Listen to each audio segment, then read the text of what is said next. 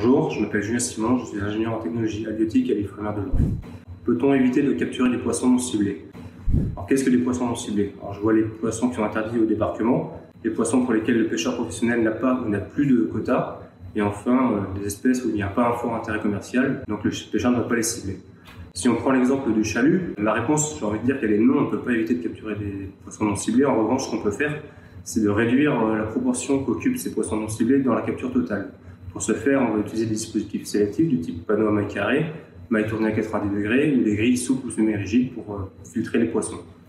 Donc tous ces dispositifs sélectifs, je vais te dire qu'ils sont assez passifs puisqu'ils nécessitent la volonté du poisson à s'échapper.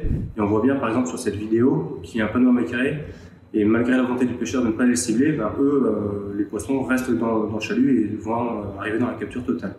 Donc, basé sur ce constat, on a développé à l'IFREMER de Lorient un projet Game of Troll qui vise à passer à de la sélectivité active basée sur l'intelligence artificielle.